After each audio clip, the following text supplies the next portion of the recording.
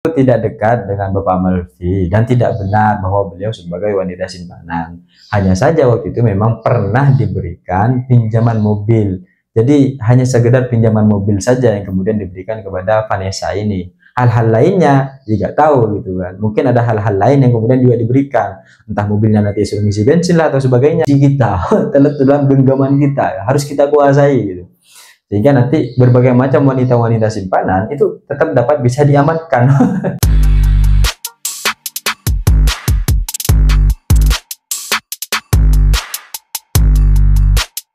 Hai korban ghosting, kita sebagai masyarakat biasanya selalu punya tabungan-tabungan, selalu punya simpanan-simpanan karena khawatir di pertengahan jalan dalam proses kehidupan kita membutuhkan hal tersebut, kita membutuhkan simpanan tersebut. Tapi berbeda dengan pejabat-pejabat yang ada di Indonesia.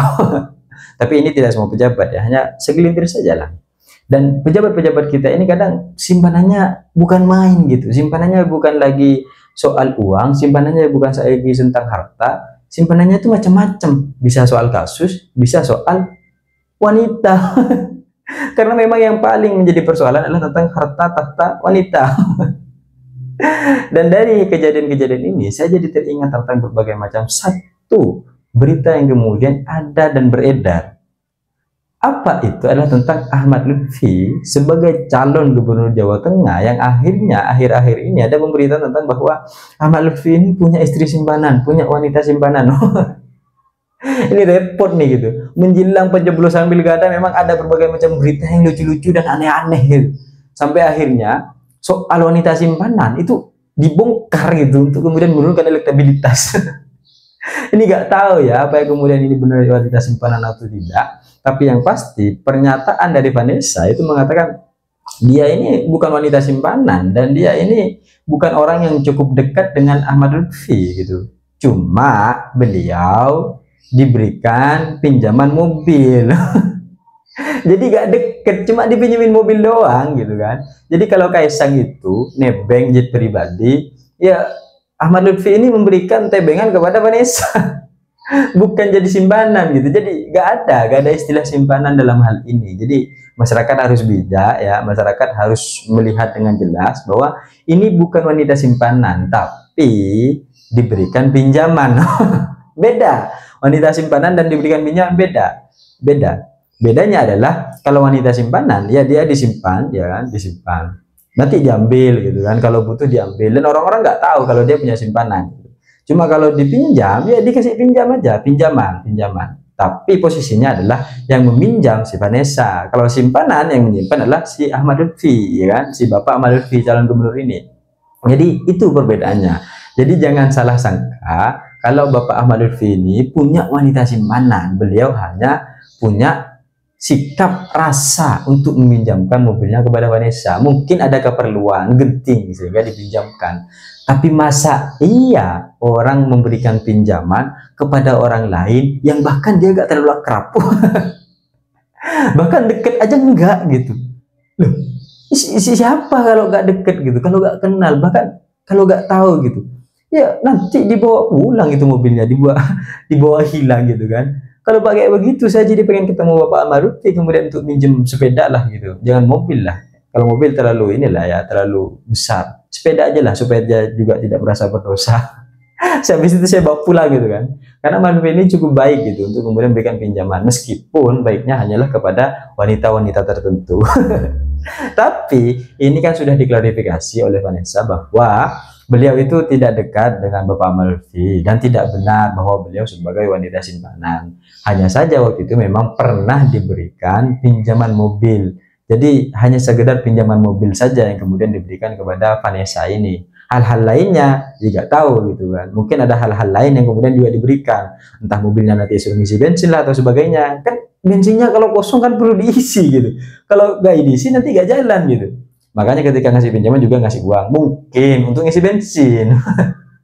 Hal-hal begini ini kan akhirnya menjadi persoalan yang kemudian harus kita lihat dengan jelas gitu. Tapi yang pasti dari berbagai macam kejadian-kejadian ini kita akhirnya bisa melihat bahwa memang sebenarnya sikap-sikap kepemimpinan, sikap-sikap seseorang itu memang ditentukan dari berbagai macam tiga hal.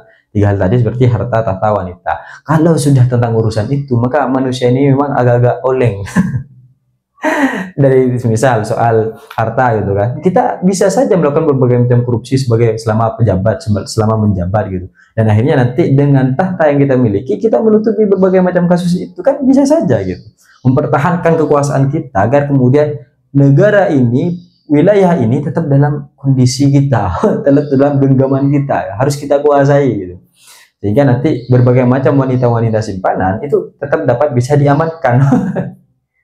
Dan kasus-kasus korupsinya juga tetap bisa diamankan, atau kasus-kasus lainnya selama dia menjabat atau selama dia hidup sebagai pejabat publik tetap bisa diamankan gitu. Makanya kemudian Bapak Jokowi dan Bapak Prabowo ini mendukung penuh Ahmad Lutfi dan Cak Yassin untuk menjadi pimpinan di Jawa Tengah gitu. Entah Jawa Tengah ini punya hal apa gitu kan, punya emas apa gitu, sehingga kemudian ini perlu dilakukan agar Jawa Tengah tetap dalam genggaman beliau. Apa persoalannya? Apakah kemudian Jokowi ingin mengamankan kasus korupsinya? Kan Jokowi sampai hari ini nggak punya kasus korupsi. Atau Jokowi ingin mengamankan berbagai macam kekuasaannya? Kan sudah berkuasa. Gibran sudah jadi wapres, ya kan? Kaisang sudah jadi ketum partai. Yang selama ini kampanye PSI itu secara jor-joran dan sangat masif sekali di Indonesia gitu. Atau Bobi Nasution yang sekarang nyalon gubernur gitu, dan elektabilitas beliau Bobi Nasution di calon gubernur ini itu sudah cukup tinggi dan tertinggi dari calon-calon yang lain gitu. Lalu apalagi yang kemudian harus dikejar oleh Bapak Presiden Jokowi? Apa yang harus dikejar gitu sehingga kemudian harus memenangkan Ahmad Lutfi dan Cak Yassin? Dan apa yang kemudian dilakukan Ahmad Lutfi dan Cak Yassin ini untuk kemudian meminta dukungan Prabowo, meminta dukungan Jokowi, ini memang suatu sikap yang harusnya pemimpin-pemimpin daerah itu ditentukan oleh elit, bukan masyarakat, bukan rakyat. Kita ini kan memang seringkali suka dengan berbagai macam tokoh-tokoh politik kita. Kita ini memang seringkali suka dengan berbagai macam sikap-sikap dari tokoh politik kita. Jokowi yang merakyat lah, pencitraannya yang bagus. Ini kan hasil kerja keras pencitraan Jokowi selama menjabat. Dan sekarang masyarakat sudah melihat itu, masyarakat sudah puas dengan hal itu. Maka cukup sampai di situ, jangan dilanjutkan. Sekarang kita punya pemimpin baru namanya Prabowo Subianto. Meskipun pada akhirnya cukup mengecewakan karena beliau juga memberikan dukungan secara terbuka gitu.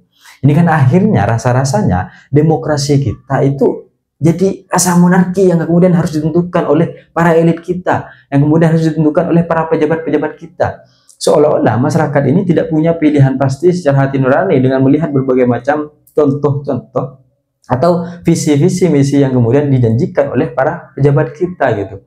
Jadi kalau akhirnya nanti Jokowi memberikan dukungan kepada Ahmad Lutfi dan Cak Yassin, ya sudah berikan dukungan ya. Kemudian masyarakat nanti juga ikut berbondong-bondong mendukung Ahmad Lutfi dan Cak Yassin tanpa mereka harus melihat bahwa mereka ini baik, bahwa ini mereka benar, atau bahwa memang ini yang terbaik untuk Jawa Tengah misalnya. Tanpa melihat itu gitu.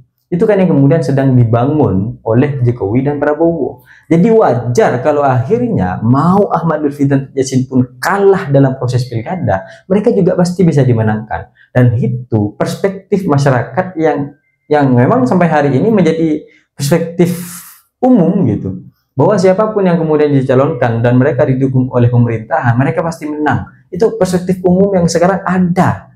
Dan semuanya terjadi. Oke, demokrasi dipilih oleh rakyat dan ditentukan oleh rakyat, tapi pada akhirnya yang menentukan tetap elit, karena elit yang punya jaringan. Itu perspektif umum, sikap suuzon umum, sikap prasangka buruk umum yang kemudian memang diberikan kepada pemerintahan atau kepada kepala-kepala daerah yang dekat dengan pemerintahan. Yang nggak dekat kita libas. Seperti itu gitu. Itu perspektif umum nama dengan umum. Dan bayangkan suatu saat kita punya pemimpin seperti Ahmad Lutfi dan Cak Yassin yang memang baik sekali gitu. Bahkan masyarakatnya yang nggak dekat saja itu bisa diberikan mobil pinjaman gitu. Apalagi kita yang nanti nggak kenal gitu, kita bisa dapat lebih banyak mungkin ketika Ahmad Lutfi dan Cak Yassin memimpin Jawa Tengah. Bukan cuma mobil pinjaman ya kan, sampai hal-hal lain nanti bisa diberikan pinjaman oleh Ahmad Lutfi itu. Tapi memang mungkin kepada orang-orang khusus kayak wanita-wanita ini misalnya kan, wanita-wanita simpanan mungkin ini kan hanya pertanyaan-pertanyaan. Tapi yang pasti adalah Vanessa ini sudah memberikan klarifikasi bahwa Ahmad Lutfi dengan Ahmad-Lutfi, posisi Vanessa dengan Ahmad Lutfi itu tidak dekat. Beliau hanya menerima pinjaman mobil, bukan menjadi wanita simpanan Ahmad Lutfi. Jadi itu perlu dibedakan, jangan disamakan. Maka masyarakat perlu paham bahwa Vanessa ini bukan wanita simpanan, tapi hanya sekedar diberikan pinjaman mobil. Dan apa yang kemudian hanya menjadi persoalan ini, ya nanti kita perlu luruskan bersama, agar kemudian tidak menjadi kesalahan-kesalahan pemahaman. Agar kemudian tidak menjadi kesalahan-kesalahan pemahaman di kalangan masyarakat. Memang dalam proses menjelang hari pencoblosan, selalu banyak hal-hal tak terduga. Mulai dari Pak Prabowo yang kemudian akhirnya ikut kampanye, Jokowi yang juga ikut turun gunung, dan Ahmad Lutfi yang kasusnya hampir terjerat soal wanita simpanan, kemudian beralih menjadi wanita yang diberi pinjaman mobil. Jadi menjelang pencoblosan memang banyak hal tak terduga yang terjadi.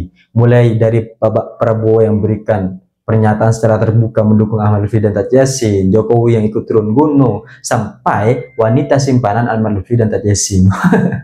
Tapi apapun itu, semoga masyarakat Jawa Tengah tenang dan nyaman. Tapi ketenangan dan kenyamanan ini bukan hanya untuk kalangan keluarga Jokowi, tapi untuk seluruh masyarakat Jawa Tengah.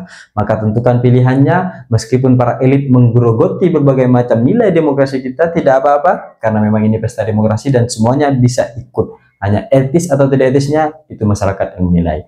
Saya pikir itu cita-cita saya, ingin seperti Gibran, tapi saya sadar diri dan sadar posisi. See you, kawan ghosting.